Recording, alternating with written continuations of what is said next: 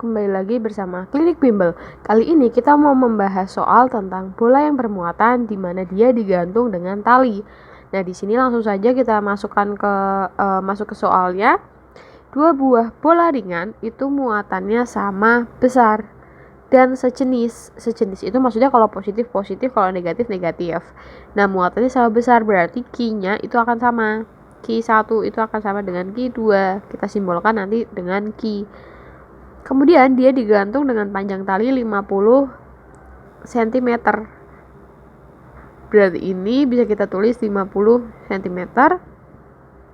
Lalu kedua bola itu saling tolak menolak karena dia sejenis. Berarti di sini itu ada FBA. Lalu yang ke sana itu adalah FAB.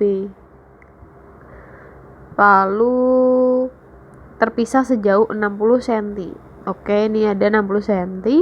Jika massa tiap bola 1,2 gram, massa 1,2 gram, gravitasinya 10, maka besar Q-nya itu adalah titik-titik. Oke, langkah pertama kita hitung dari tadi kan diketahui massa bola. Massa bola itu kan 1,2 gram. Kita jadikan kilo, berarti 1,2 dikali 10 pangkat min 3 kilo. Nah, kita bisa hitung W bolanya. W bola itu adalah massa dikali G. M-nya itu 1,2 kali 10 pangkat min 3 dikali 10.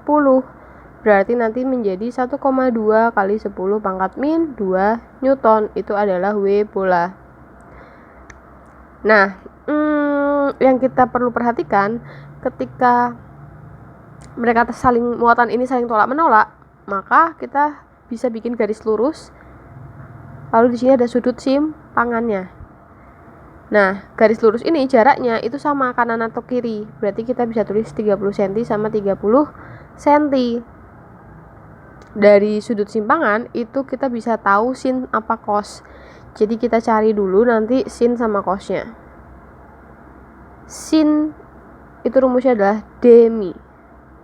Depannya dari sudut itu adalah 30, miringnya sudut itu 50. Berarti 3/5. Lalu cek cosnya, cosami. Sampingnya itu kan berarti bagian sini ya, ini belum ada. Kalian gunakan Pitagoras nanti dapat 40.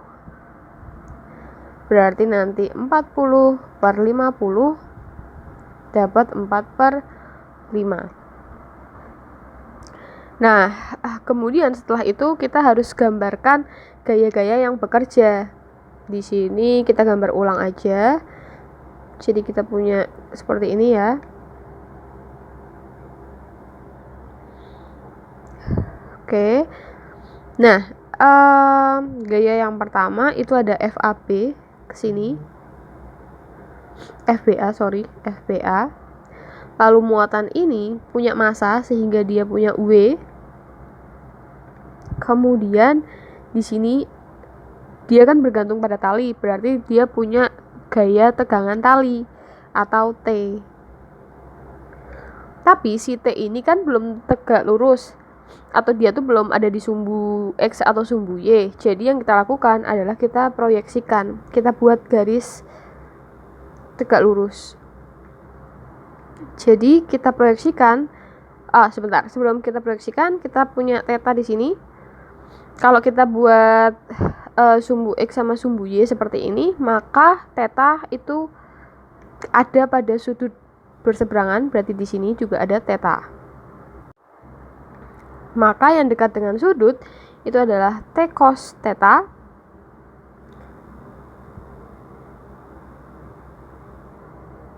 Kemudian kita proyeksikan ke sumbu X itu karena jauh dari sudut, berarti nanti ada T sin theta.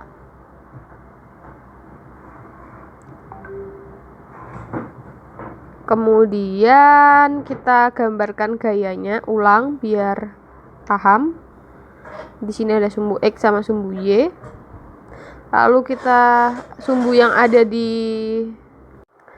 proyeksikan sumbu-sumbu yang ada di sumbu X dan sumbu Y. Di sini ada FBA.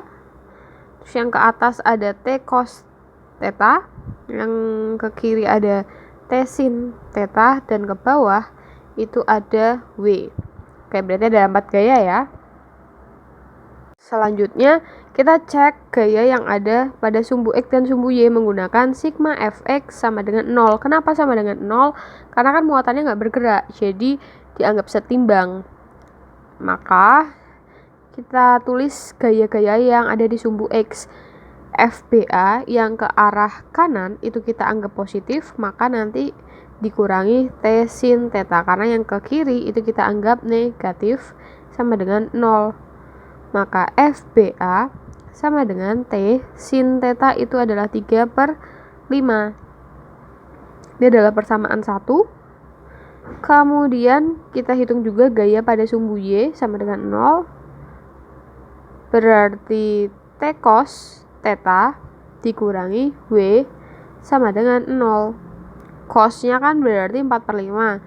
4/5 T dikurangi W-nya tadi kita udah dapat ya, 1,2 kali 10 pangkat min 2 sama dengan 0. Maka T sama dengan 1,2 kali 10 pangkat min 2 dikali 5 dibagi 4.